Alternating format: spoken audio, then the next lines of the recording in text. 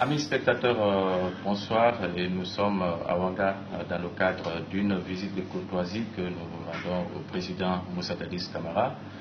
Vous le savez, le président Moussa Dadis Camara est à Ouaga depuis près de 3 ans. Et dans ce cadre, pour montrer le visage que ce président, qui a marqué aussi l'histoire de la Guinée au peuple de Guinée, donc nous nous sommes déplacés à sa résidence. On est ici à Joli Hôtel, qui dans un cadre approprié, qui nous a accueillis.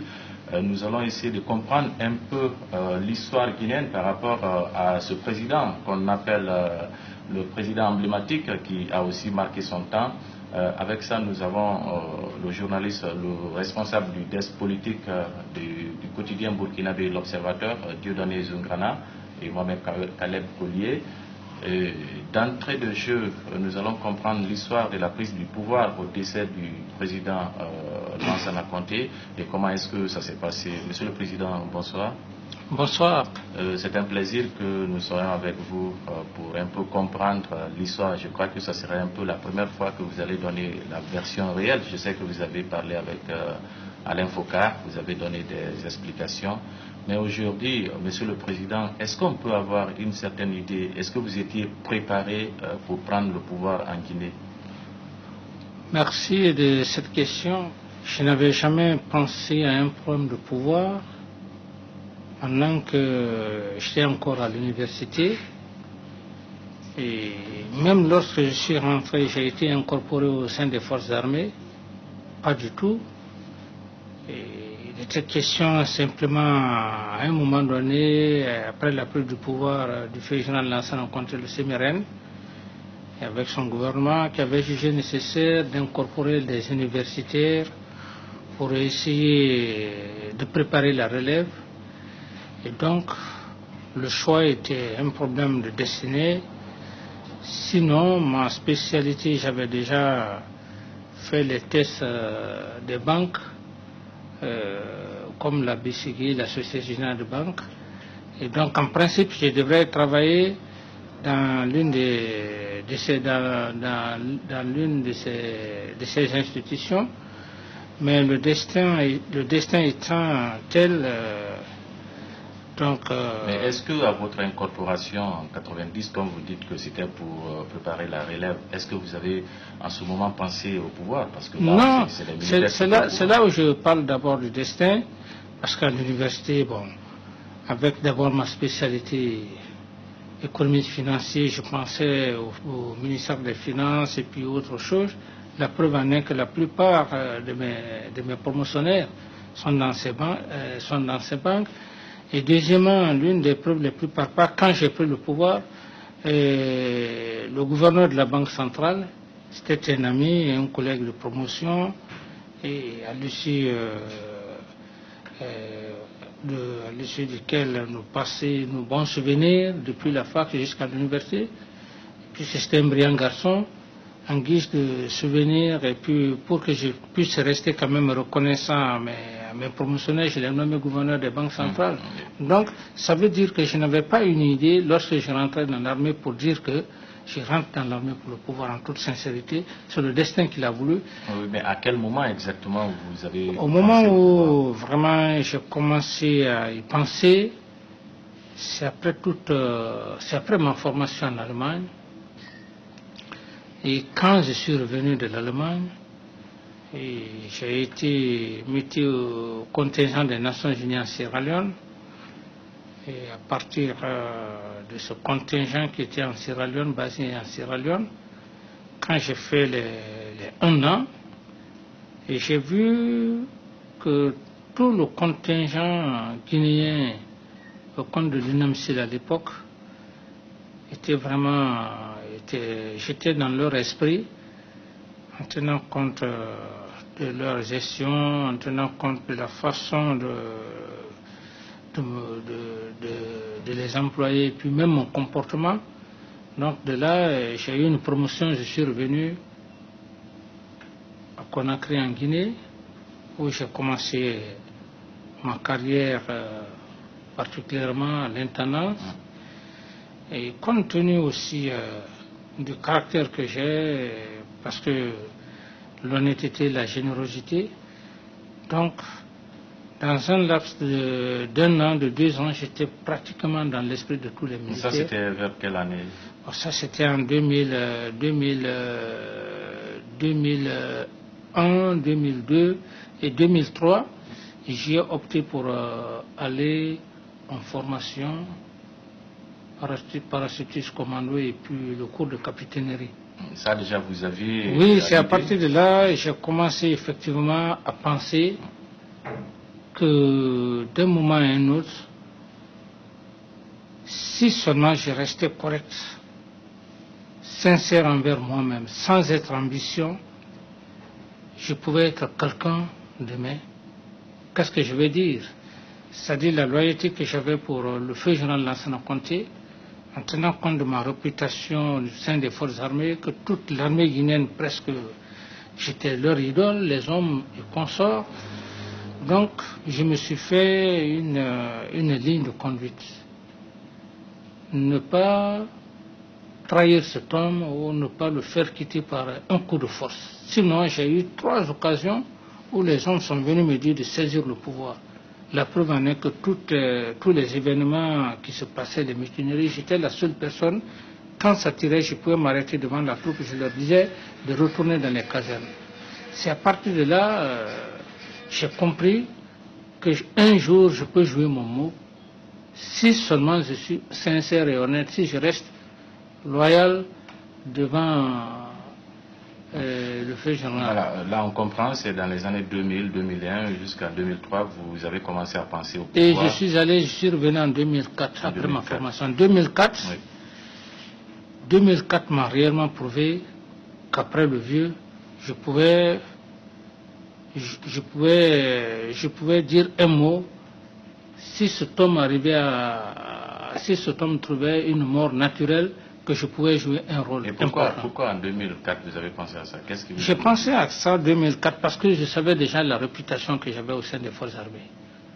Il n'y avait pas cet officier qui pouvait s'arrêter devant moi, qui qu'il soit. J'avais tous les hommes, à commencer par les parachutistes, les blindés, la gendarmerie.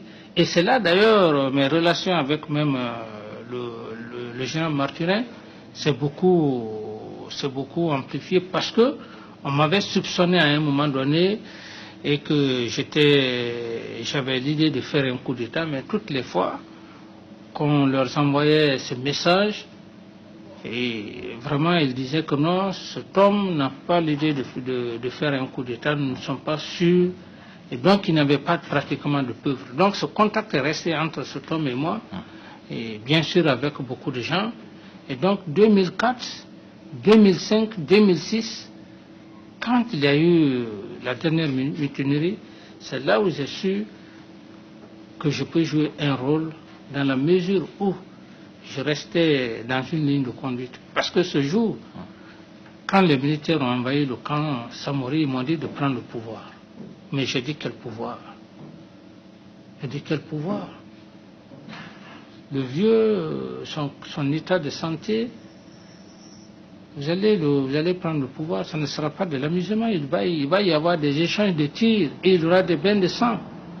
Alors, un homme de cet âge à l'époque, vous le renversez, il trouve la mort, et la communauté internationale allait vous condamner. C'est pourquoi je suis resté très croyant, j'ai dit, cet homme, je ne vais jamais ambitionner son pouvoir tant qu'il est là.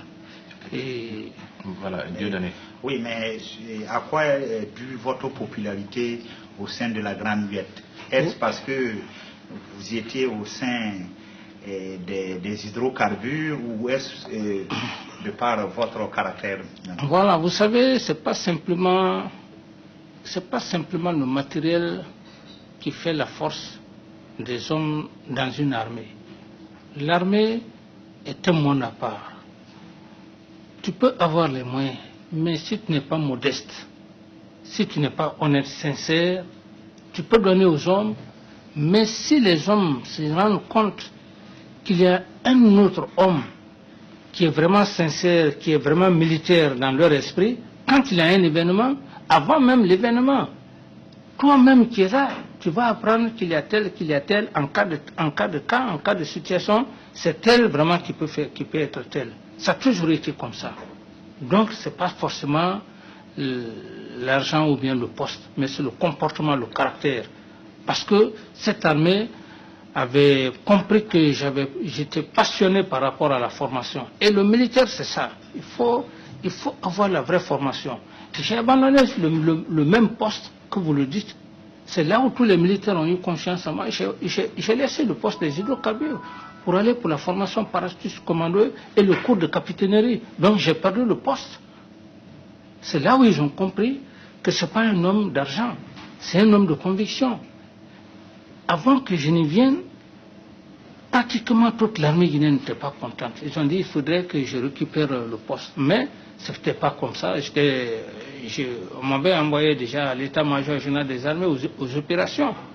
Mais puisque j'avais déjà marqué cette troupe, par ma sincérité, parce que je partageais tout avec eux, je ne faisais pas de différence.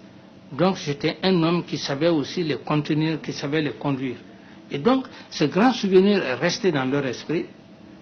Et quand le feu général Lansana Conté a trouvé la mort, avant même ça, pourquoi je le dis qu'avant même ça, il le disait à bouche ouverte qu'après le vieux Lansana Conté, c'est le capitaine d'Addis. Qui le disait? Les militaires, les hommes. Et ils l'ont fait preuve. C'est pour cette raison, ce courage, j'ai eu ce courage. Sans quoi un chef d'État ne peut pas mourir le même jour. Et j'ai été informé à quelle heure? À 22 heures. Alors, c'est pendant qu'il était mort à 18 heures, je ne le savais pas, et je fus informé à 22 heures. 22 heures, c'est là où je me suis préparé pour rentrer au camp. Si vous ne savez pas, et si vous n'êtes pas sûr de vous, un chef d'État qui meurt alors qu'il y a des généraux, qu'il y a des colonels et tout ça, clac, un capitaine, tu vas te lever, aller au camp, et tu vas te lever, dans moins de quelques heures, aller passer un communiqué. Il faut être sûr de soi-même, pas par rapport à ta personne, mais par rapport à ta base. Parce que dès que le feu général Lansana Conté a trouvé la mort, tout de suite c'était des coups de téléphone. Et j'en avais même marre qui disaient, venez au camp, le vieux est décédé, tout ce qu'on attendait, le vieux est parti dans l'honneur, donc aujourd'hui c'est toi. Justement, j'allais en venir, le général Lansana Conté trouve la mort le 22, vous êtes informé à 22 heures et vous venez au camp. Ça n'a pas été aussi facile comme vous pensiez parce que là... Je suis venu au camp, il se trouvait que mon collègue, l'actuel général Sekoupa, il était en ce moment colonel, j'étais capitaine. Mais c'est quand je suis rentré au camp, j'ai ordonné les hommes, le staff qui était là, et j'ai dit qu'il faut qu'on fasse rapidement un communiqué. Nous étions assis à la base des parachutistes commando. Et c'est là où ils m'ont adhéré, on a fait le communiqué, on a fait les corrigés. C'est là où j'ai pris le communiqué pour aller à l'information. Et là, vous n'étiez pas avec le général Sekouba? Non, et ils étaient basés au camp. Et qui dirigeait les opérations? Mais les opérations, j'ai dit que c'est moi. Parce que le problème, c'est quoi? Ce que les gens ne comprennent pas. Quand on ne dirige pas une opération militaire, tu ne peux pas t'imposer. Tu ne peux pas t'imposer. Parce que tu ne vas pas travailler pour ton prochain. Et donc, ce n'est pas parce que Sekouba ne voulait pas. Le général Toto, l'actuel ministre de l'Intérieur, il est venu au camp. Mais quand il a vu la position, il est reparti. Et donc, c'est mon audace, je dis bien mon audace, parce que je savais que personne ne pouvait récupérer la situation de moi. Oui, mais justement, l'histoire veut que ça soit Coplan, Pivi, qui a donné votre nom et qui a dit que quiconque va lever la main sera abattu. C'est lorsque, voilà, oui. Vous savez, à ce niveau, j'ai dit il faut marquer les hommes. C'est lorsque, alors, certains ont voulu la position de certaines personnes qui voulaient aussi le pouvoir. Cependant, ils n'avaient pas travaillé comme moi je l'ai fait.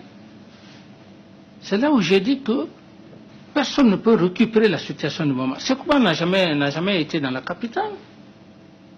Tout ce qui se passait à Conakry, c'est moi qui calmais les militaires. C'est là où j'ai dit que si ce n'est pas moi, alors je crois que ça sera le feu. Et Pivi m'a entraîné, comme vous le dites, effectivement. Donc, ils sont rentrés avec la troupe. Ils ont dit que si ce n'est pas le capitaine Nadis, nous allons brûler toute la ville. Parce que nous ne connaissons personne si ce n'est pas lui. J'étais leur idole. J'étais leur idole.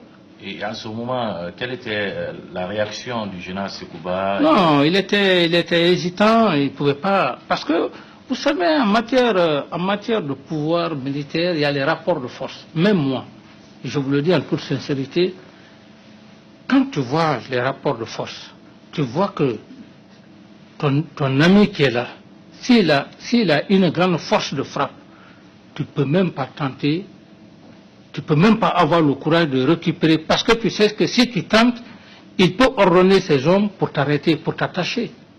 Donc, mes rapports de force étaient tels que Sekouba ne pouvait rien.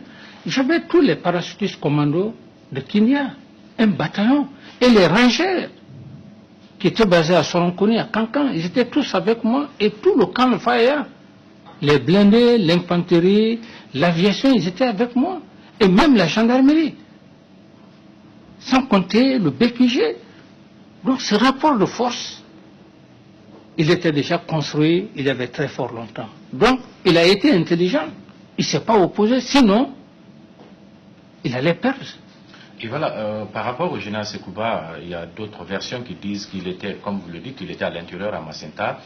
Il serait venu à Conakry pendant des heures chaudes dans l'intention de vous arrêter, d'arrêter le capitaine Claude Puvis. En ce moment, il était lieutenant Puvis. Est-ce que c'était vrai? Il était venu?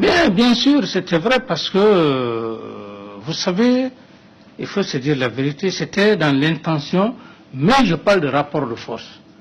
Sekouba a été intelligent, il a dit qu'en me touchant même, lui-même il aurait perdu la vie. Parce que sa force était une petite force, c'était même pas un bataillon, c'était un petit détachement basé à Sojo, basé à Macenta. Donc, pratiquement peut-être une section peut contre toute une armée, contre tout un bataillon.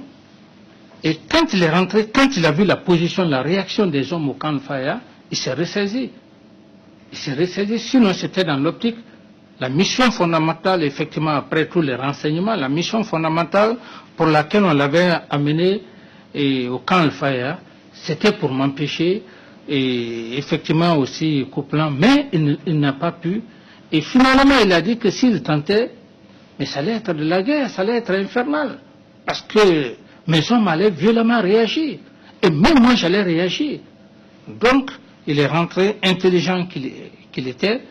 Et il a commencé effectivement à tisser des relations avec moi. Et puis, on est resté dans cette relation. Il venait même au camp me chercher. Justement, vous parlez de son intelligence à sa fois. Mais est-ce qu'à l'époque, vous vous êtes rendu compte que c'était de la malice et qu'il était malin? Je l'avais constaté, mais vous savez, puisqu'il n'a pas montré une position, et il n'avait pas une position pour m'entraîner afin peut-être de m'arrêter, parce que là il ne pouvait pas, mais j'ai compris plutôt, et il s'est approché de moi pour que nous conjuguions les mêmes efforts. C'est ce que vous pensiez? Oui, c'est ce que je pense. Et c'est ce qui s'est passé finalement vers la fin. Parce que le jour où le feu général Lansana Conté est mort, il a été le premier à m'appeler en absence. J'ai eu son appel en absence. Ensuite, l'actuel général, le colonel, à l'époque il était colonel Mathurin, il m'a appelé. J'ai dit à Mathurin, il n'y a pas de discussion. Aujourd'hui, c'est le pouvoir, la vie ou la mort. Donc, ça, j'étais déterminé parce que aucun officier n'allait me pardonner s'il se saisissait du pouvoir. Je serais la première cible. Mais bien plus tard, le général Sekouba est devenu populaire aussi dans la troupe. Est-ce que vous n'y avez pas contribué? Parce qu'on a remarqué que toute décision, même en public, vous lui soufflez à l'oreille et vous la... Voilà, écoutez mon frère, vous savez, c'est peut-être le caractère, c'est peut-être un défaut, mais c'est mon honnêteté, je ne veux pas être malhonnête. Imaginez un homme qui est venu dans une autre intention. Il n'a pas exécuté cette intention. Et finalement, vous êtes coalisé. comment est-ce que toi, tu prends le pouvoir et tu cherches à l'écarter ou tu cherches à le faire du mal? C'est pas dans mon caractère. Sinon, si c'était d'autres, je pouvais le faire.